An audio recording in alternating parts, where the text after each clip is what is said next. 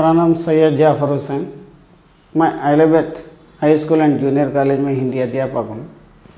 आज हम 9वीं कक्षा का 14वां पाठ लहसा की ओर, ये पाठ के बारे में जानकारी लेंगे। इसके लेखक है राहुल सकृत्यायन। इनकी थोड़ी जानकारी, इनका परिचय। राहुल सकृत्यायन का जन्म सन 1893 में गांव पहांदा, जिला आजमगढ़ यानी उत्तर प्रदेश में हुआ। इनका जन्म 1893 में और पहांदा गांव उत्तर प्रदेश आजमगढ़ डिस्ट्रिक्ट में हुआ। इनका मूल नाम केदार पांड्या था। इनका पूरा नाम, असल नाम केदार पांड्या। इनकी शिक्षा काशी, आगरा और लाहौर में हुई। इनकी जो पढ़ाई है, इनकी पढ़ाई काशी में और आगरा और लाहौर में हुई। सन 1930 में उन्होंने श्रीलंका जाकर बौद्ध धर्म ग्रहण कर लिया। 1930 में उन्होंने श्रीलंका गए और वहाँ पे इन्होंने बौद्ध धर्म स्वीकार कर लिया। तब से उनका नाम राहुल सकृत्यायन हो गया। राहुल जी पाली, प्राकृति, अभ्रंश, तिब्बती, चीनी, जापानी, रूसी सहित अनेक भाषाओं में जानकार थे। इनको कई लैंग्वेज आते थे। ये राहुल जी को पाली लैंग्वेज और प्राकृति, अभ्रंश, तिब्बती, चीनी, जापानी, रूसी ऐसा कई किस्म के लैंग्वेजेस इन्होंने जानते थे। इन्होंने महापंडित कहा जाता था। इनको क्या है, महापंडित के नाम से पुकारते थे। सन 1963 में इनका देहांत हो गया। 1963 में इनका देहांत हो गया। राहुल ने उपन्यास, कहानी, आत्मकथा, यात्रा वृत्ति, जीवनी, आलोचना, शोध आदि अनेक विधाओं में साहित्य सृजन किया। इन्होंने क्या है, उपन्यास, कहानी, आत्मकथा, यात्रा वृत्ति, जीवनी, आलोचना, इसमें अनेक विधियों में सहज सृजन, इसमें साहित्य का सृजन भी भरा हुआ है। इतना ही नहीं है, उन्होंने अनेक ग्रंथों को हिंदी में भी अनुवाद किया। इसके साथ साथ इन्होंने हिंदी में भी थोड़े ग्रंथ अनुवाद किए। मेरी जीवन यात्रा, इसमें 6 हिस्से हैं। दर्शन, दिग्दर्शन, 22वीं सदी, बोला से गंगा, भागो नहीं दुनिया को बदलो, दीपानी गुलामी, घुमक्कड़ शास्त्र, इनकी प्रमुख कृतियाँ हैं। ये कृतियाँ इनके इम्पोर्टेंट थे। साहित्य के अलावा दर्शन, राजनीति, धर्म, इतिहास, विज्ञान, ये विभिन्न विषयों पर राहुल जी के द्वारा रचित पुस्तकों की संख्या लगभग 150 है। और राहुल जी ने बहुत सी लुप्तप्राय सामग्री का उद्धार कर अत्यंत महत्वपूर्ण कार्य किया है। इनके 150 लगभग 150 कहानियाँ हैं इनसे रचित। और राहुल जी लुप्तबद्ध सामग्री इस्तेमाल करते हुए ये महत्वपूर्ण कार्य में शामिल होते हैं। यात्रा वृत्त लेखन में राहुल जी का स्थान अत्यतम है।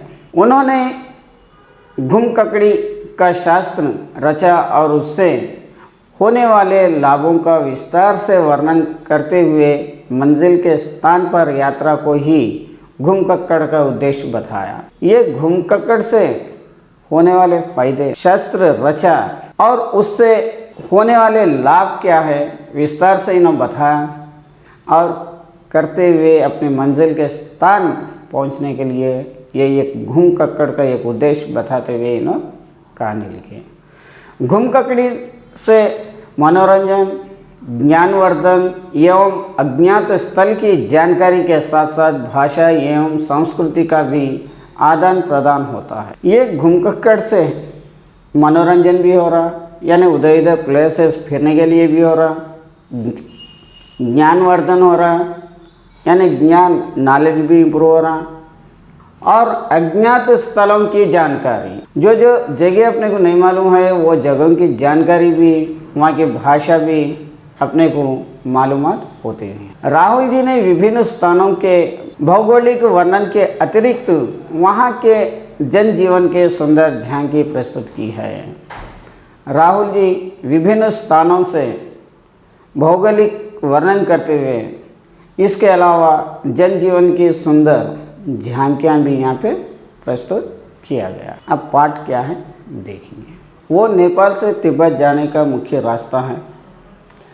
फरी कल्ड्री फोर्ट का रास्ता जब नहीं खुला था तो नेपाल ही नहीं हिंदुस्तान की भी चीज़ें इसी रास्ते तिब्बत जाया करती थी। ये जो रास्ता है नेपाल से तिब्बत जाने वाला है।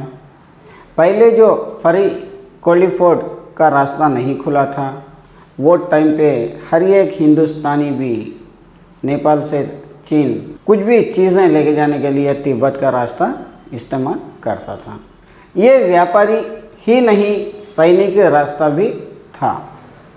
ये सिर्फ बिजनेस वालों का ही नहीं और सैनिक का भी रास्ता था।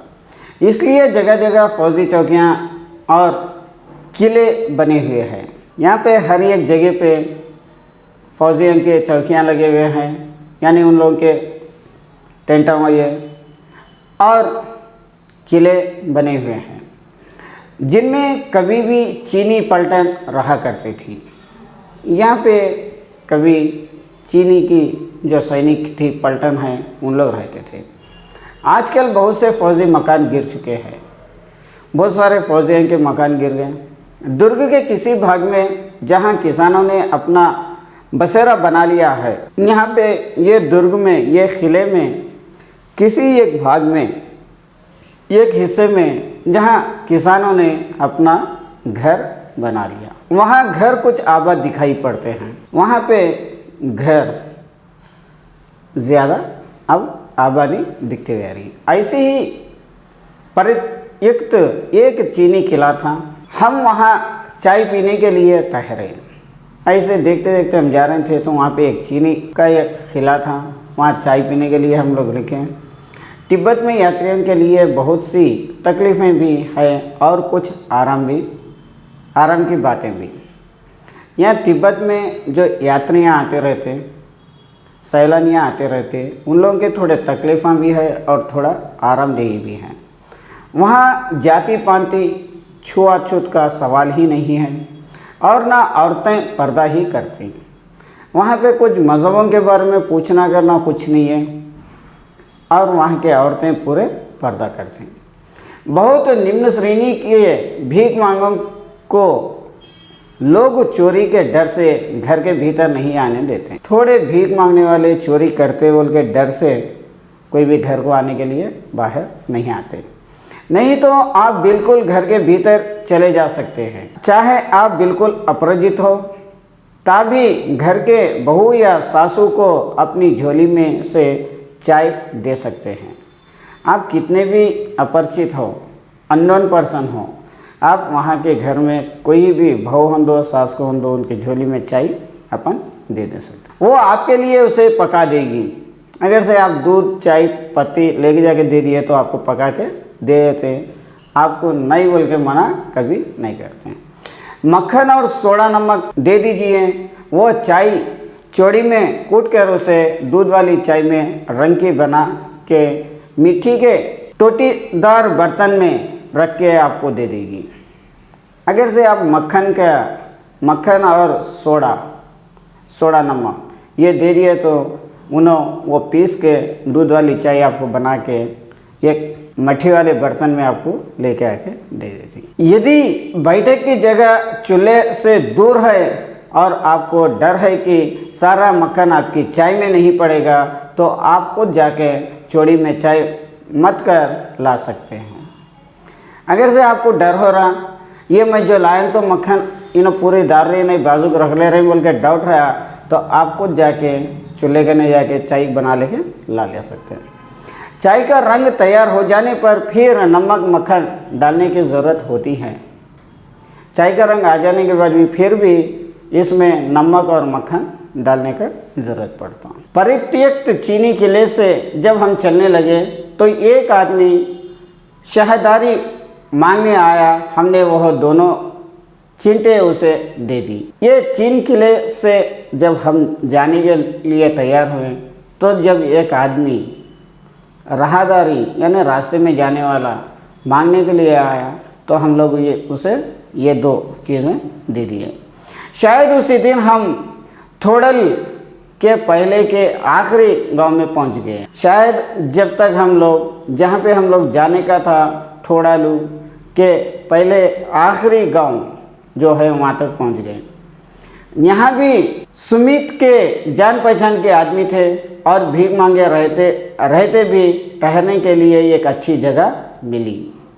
यहाँ पे भी जो सुमित है उनके जान पहचान के आदमियाँ मिल गए और यहाँ पे भीख मांगते हुए भी वहाँ ठहरने के लिए अपने को अच्छी जगह मिल गई। 5 साल बाद हम इसी रास्ते लौटे थे और भीख मांगे नहीं भद्री यात्रा के वेश में घोड़ों पर सवार होकर आए थे। फिर 5 साल के बाद हम लोग यहाँ पे आए थे, ये जगह पे आए थे जब भीख मांगने के लिए नहीं एक भद्र की यात्री बन के घोड़ा सवार होके हम लोग यहाँ पे आए थे। किंतु उस वक्त किसी ने हमें रहने के लिए जगह नहीं दी। लेकिन वो टाइम पे हमको कोई भी ठहरने के लिए जगह नहीं दिए और हम गांव के एक सबसे गरीब झोपड़े में ठहरे थे। बहुत कुछ लोगों के उस वक्त की मनोवृत्ति पर ही निर्भर है। फिर भी सबसे ये गरीब झोपड़ी में हम लोग ठहरे थे। वहाँ की जो उसी वक्त की मनोवृत्ति जो है उनकी सोच है उसके पर ही निर्भर है। ख़ासकर शाम के वक्त छड़ पीकर बहुत कम होश हवास में दुरुस्त रहते हैं। शाम के टाइम पे बहुत सारे जने पी के करके अपने होश हवास में थोड़े जने रहते, थोड़े जने तो पूरे नहीं रहते। अब हमें सबसे विकट डंडा थोड़ल पर करना था। अब हम लोगों को क्या है सबसे विकट सबसे परेशानी है डंडा हम थोड़ल पे रखना था। ठंडे तिब्बत में सबसे खतरे की जगह है। ये डंडा क्या है तिब्बत के सबसे खतरे वाली जगह थी। 16-17 हज़ार फीट की ऊंचाई होने के कारण उनके दोनों तरफ मीलों तक कोई गांव गिराव नहीं होते। ये क्या है 16-17 हज़ार फीट ऊंचाई पे रहने की वजह से यहाँ पे कुछ रहने के लिए चीज़ें नहीं रहते और गांव गिराव भी कुछ नहीं रहता। नदियों के मोड़ और पहाड़ों के कोनों के कारण बहुत दूर तक आदमी को देखना नहीं जा सकता। ये जंगलां रहने से, नदियाँ रहने से, पहाड़ें रहने से वहाँ पे बहुत दूर तक आदमियाँ नहीं दिखते। डाकुओं के लिए ये सबसे अच्छी जगह है। जो डाकुआ हैं उन लोगों के लिए तो ये सबसे अच्छी जगह है क्योंकि कोई आदमियाँ नहीं दिखते। तिब्बत में गांव में आके खून हो जाए तभी तो खूनी को सज़ा भी मिल सकती है। अगर से गांव में आके कोई खून कर दिया, मर्डर कर दिया तो जब भी उसको सज़ा मिल सकती। जब तक अगर से बीच रास्ते में कुछ हुआ तो किसी को भी पता नहीं। लेकिन इस निर्जन स्थान में मरे हुए आदमियों के लिए कोई परवाह नहीं करता।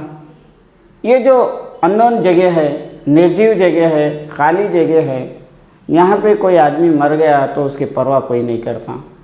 सरकार खुफिया विभाग और पुलिस पर उतना खर्चा नहीं करती और वहाँ गवाह भी तो कोई नहीं मिल सकता। और ये जगह पे पुलिस वाले अंदर की खुफिया जानकारी अंदर रखने के लिए भी उतना पैसा गवर्नमेंट खर्चा नहीं कर सकती और गवाह देने के लिए वहाँ पे कोई मिलता भी नहीं। डकैत पहले आदमी को मार डालते हैं, उसके बाद देखते हैं कि कुछ पैसा है कि नहीं। जो डकैतियाँ हैं, चोरी करने वाले हैं, उन लोग पहले आदमी को मार देने के बाद उसके बाद पैसा है या नहीं है जब देखते थे।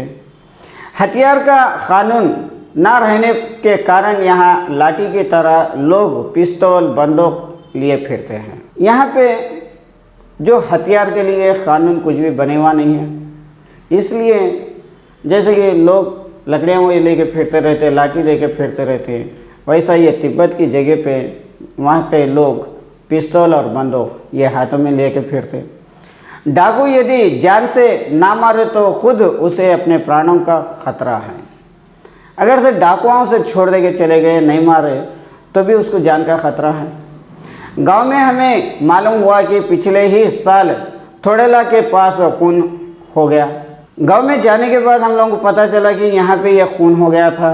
शायद खून की हमें उतनी परवाह नहीं करते, क्योंकि हम भीख मांगे थे और जहाँ कहीं वैसे ही सूरत देखते, टोपी उतारे, जीभ निकाल, कुची कुची 1 पैसा कहते भीख मांगने लगते हैं। जहाँ पे भी हम लोग किसी को भी पहचानने के लिए मौका मिलता ही नहीं, टोपी वो उतार के जीभ भी निकाले तो कुची कुची 1 पैसा, यानी मेहरबानी करके 1 पैसा दो बोल के भीख मांगते हुए लेते। लेकिन पहाड़ की ऊंची चढ़ाई थी, पीठ पर सामान लद कर कैसे चलते, और पहाड़ की तो ऊंचाई बहुत लंबी थी और पीठ के पर सामान लेके कैसे जाते। और अगला पड़ाव 16-17 मील से कम नहीं था। अगले का रास्ता 16-17 मील से कम नहीं था। मैंने सुमिता से कहा कि यहाँ से लड़कों तक के लिए 2 घोड़े कर ले, सामान भी रख लेंगे और चलेंगे। और सुमिता से कहा था कि सुमित से कि यहाँ से 2 घोड़े ले लेंगे और यहाँ से अपन चले जाएंगे 16-17 किलोमीटर दूर, कम नहीं है, उसके पर सामान रख लेके अपन जा सकते हैं। दूसरे दिन हम घोड़े पर सवार होकर ऊपर की ओर चले। दूसरे दिन हम घोड़े के ऊपर बैठे और वहाँ से चले गए। ढांडे से पहले एक जगह चाय पिए और दोपहर के वक्त ढांडे के ऊपर जा पहुँचे। हम ढांडे से पहले एक जगह पे रुके और वहाँ पे चाय पिए और दोपहर तक वहाँ पे चले गए। हम समुद्र तल से 17-18 हज़ार फीट ऊंची खड़े थे और हम लोग समंदर के तट से 17,000 फीट, 17 या 18,000 फीट ऊंचाई के पर हम ठहरे थे। हमारी दिखन तरफ पूरब से पश्चिम की ओर हिमालय के हजारों श्वेत शिखर चले गए थे। हमारे जो दक्षिण के तरफ से होंदो, पूरब से होंदो, पश्चिम से होंदो, जो हिमालय के हजारों सफ़ेद पहाड़े हैं वो हमारे बाजू से गुजरते चले गए। बीटे की ओर देखने वाले पहाड़ बिल्कुल नंगे थे। जो बीटे की तरफ देखने वाले जो पहाड़ थे बिल्कुल खाली थे, ना वहाँ बर्फ़ की सफ़ेदी थी ना किसी तरह की हरियाली। वहाँ पे बर्फ़ भी नहीं था और हरियाली भी नहीं थी। उत्तर की तरफ बहुत कम बर्फ़ वाली चोटियाँ दिखाई पड़ी थी। अगर से उत्तर की तरफ देखा गया तो बर्फ़ वाले चोटियाँ बहुत कम दिखाई दिए। सर्वोच्च स्थान पर तंडे के देवता का स्थान था, जो पत्थरों के ढेर, जानवरों के सींगें और रंग बिरंग कपड़ों के झंडियों से सजाया गया था। जहाँ पे जो इम्पोर्टेंट सर्वोच्च स्थान है वहाँ पर डांडे के देवता का स्थान था। वहाँ पे वो भगवान का, जो पत्थरों के ढेरों से और जानवरों के सींगों से और रंग बिरंग कपड़ों से ये सजाया हुआ था। अब हमें बराबर उतराई पर चलना था। चढ़ाई तो कुछ दूर थोड़ी मुश्किल थी। अब तो हम लोग पूरा उतराई यानी उतरने का था और चढ़ाई तो थोड़ी बहुत मुश्किल थी, लेकिन उतराई बिल्कुल नहीं। जितनी चढ़ाई मुश्किल थी उतराई उतनी तो मुश्किल नहीं थी। शायद 2-1 और सवार साथी हमारे साथ चले रहते, हमारे साथ और 1-2-3 कोई आदमी हमारे साथ रहते। मेरा घोड़ा कुछ धीमे चलने लगा और जो लेखक है उनका घोड़ा धीमे से चलने लगा। मैंने समझा कि चटाई की थकावट के कारण ऐसा कर रहा है, जो चढ़ाव के कारण घोड़ा थक गया होगा इसलिए ऐसा कर रहा है, और उसे मारना नहीं चाहता था और वो घोड़े को मारना भी नहीं चाह रहे थे। धीरे धीरे वो बहुत पिछड़ गया और आगे चलते चलते वो बिल्कुल स्लो होते गया और मैं देविकस की तरह अपने घोड़े पर झूमता हुआ चला जा रहा था। और हम लोग ये जो घोड़ा धीरे हो गया, हम झूमते हुए घोड़े के ऊपर बैठ के चले जा रहे थे। जान नहीं पड़ता था कि घोड़ा आगे जा रहा है या पीछे, घोड़ा आगे जा रहा है या पीछे जा रहा, कुछ मालूम नहीं हो रहा। जब मैं ज़ोर देने लगता तो वो सुस्त पड़ा जाता, अगर से मैं ज़ोर करा तो वो सुस्त हो जाता। एक जगह 2 रास्ते फूट रहे थे, एक जगह 2 रास्ते आ रहे थे। मैं वहाँ का रास्ता ले मील 1.5 मील चला गया। मैं बाएं रास्ते से मील 1.5 मील दूर चले गया। आगे ये घर में पूछने से पता लगा कि लड़कों का रास्ता दाहिने वाला था। और थोड़ी दूर जाने के बाद एक घर मिला, वो घर वालों से पूछे तो लड़कों को जाने वाला रास्ता दाहिने हाथ का है, आप बाइने हाथ को आ गए। फिर लौटकर उसी के पकड़ा। 4-5 बजे के करीब मैं गांव से मील भर पर फिर वो रास्ते से मुड़ के चले गया। फिर 4-5 बजे तक करीब वो गांव के थोड़े मील दूर तक था। तो सुमति इंतज़ार करते हुए मिले। अब उसके बाद वो गांव में सुमति मेरा इंतज़ार करते हुए रहा। मंगोलों का मुंह वैसे ही लाल होता है, जो मंगोलियाँ हैं उन लोगों का मुंह तो वैसा ही लाल रहता। और अब तो वो पूरे गुस्से में थे। अब तो ये सुमति पूरे गुस्से में थे। उन्होंने कहा, मैंने 2 टोकरी कंडे फूंक डाली, 3-3 बार चाय को गर्म किया।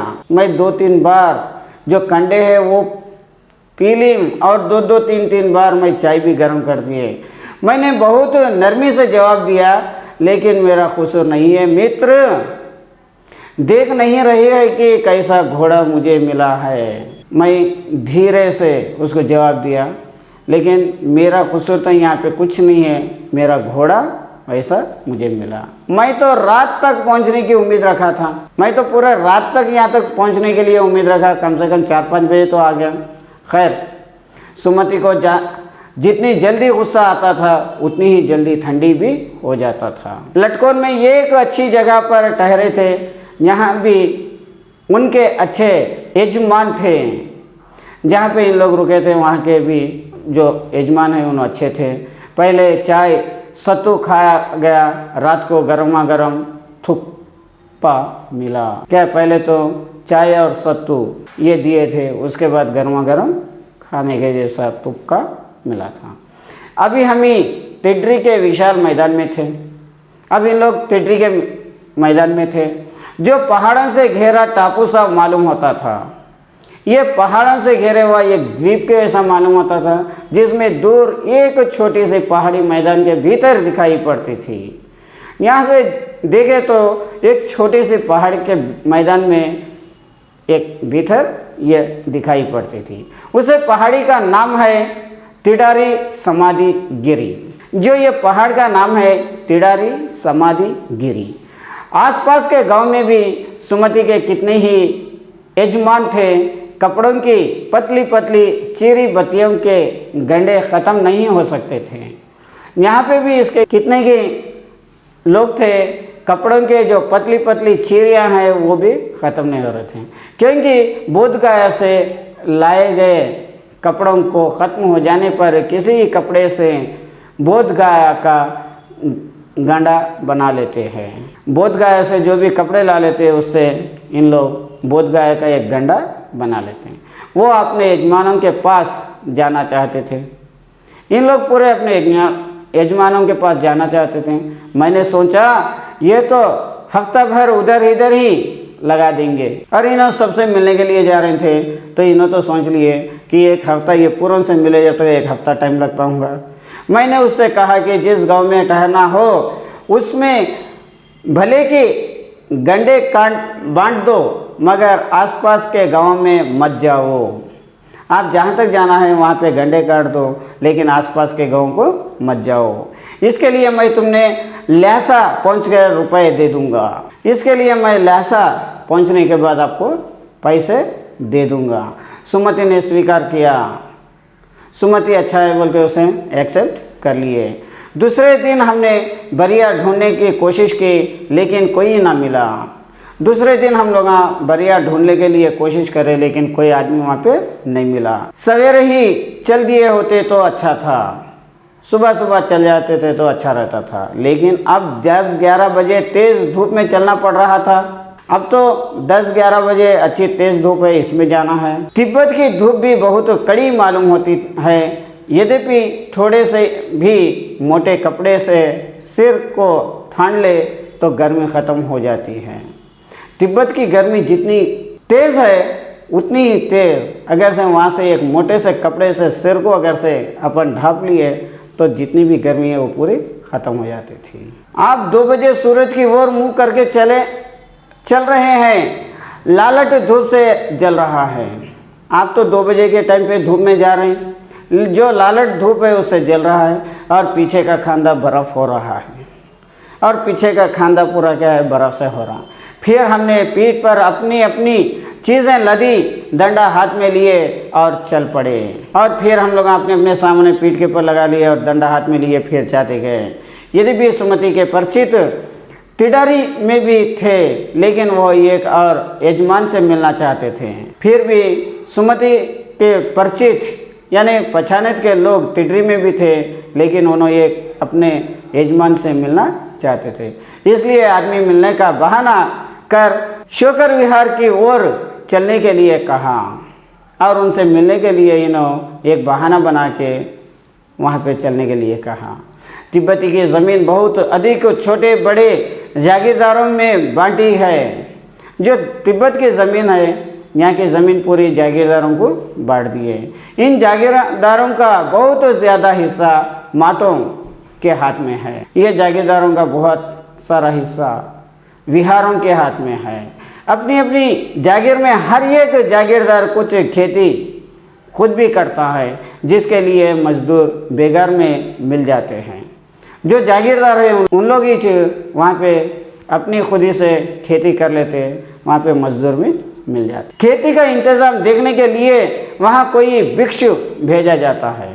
जो बौद्ध गया से एक भिक्षु को ये देखने के लिए, खेती का इंतज़ाम देखने के लिए भेजा जाता, जो जागीर के आदमियों के लिए राजा से कम नहीं होता। जो जागीरदार आदमियों के लिए इन्हों राजा से कम नहीं है।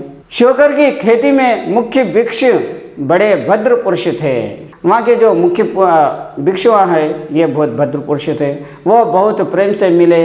हालांकि उस वक्त मेरा भेष ऐसा नहीं था कि उन्हें कुछ ख्याल करना चाहिए था। जो वहाँ के भिक्षु है उन्होंने भी मेरे से अच्छे मिले थे और वो टाइम पे मेरा ड्रेस जो था वो भी ऐसा नहीं था, मैं उनसे मिलना चाह रहा था। यहाँ एक अच्छा मंदिर भी जिसमें कंजूर की इस्तेमाल हस्तलिखित 103 पंक्तियाँ रखी हुई थी। यहाँ का जो एक मंदिर है ये बुद्ध वचन अनुवाद में है। इसमें 103 पंक्तियाँ लिखे हुए हैं, पोथियाँ रखी हुई हैं। मेरा आसन भी वहीं लगा। वह बड़े मोटे कागज़ पर अच्छे, इनका आसन भी वहीं लगा था। उन्होंने बहुत मोटे कागज़ के पर, बड़े कागज़ के पर अच्छे अक्षरों में लिखी हुई थी, अच्छे हुर्फों में वर्ड्स में लिखी हुई थी। एक एक पोथी 15-15 शेर से कम नहीं रही होगी। एक एक पोथी 15-15 शेर से कम नहीं थी। सुमिति ने फिर आसपास अपने यजमानों के पास जाने के बारे में पूछा। मैं अब पुस्तकों के भीतर था, इसलिए मैंने उन्होंने जाने के लिए कह दिया। और फिर सुमिति यहाँ से अपने आसपास के जो यजमाना हैं, जो हिस्सेदार हैं, जागीरदार हैं, उन लोगों से मिलने के लिए पूछा। तो इन्हों अपनी किताब में ये किताब देखने में व्यस्त थे, इसलिए उनको जाने के लिए कह दिए। दूसरे दिन वह गए। दूसरे दिन सुमति चले गए। मैंने समझा था 2-3 दिन लगेंगे, लेकिन वो उसी दिन दोपहर बाद आए। मैं तो सोच लिया सबसे मिल के आने के लिए 2-3 दिन लगेगा, लेकिन उसी दिन शाम में उन्होंने आ गए। तेडरी गाँव वहाँ से बहुत दूर नहीं था। हमने अपना अपना सामान पीठ पर उठाया और भिक्ष नम्स से विदाई लेके चल पड़े और अपना सामान अपन पीठ के ऊपर लगा लिए और वहाँ से भिक्ष से विदाई लेके हम चले गए। ये था पाठ ल्यासा की। वो आज ये पाठ यहाँ पे समाप्त।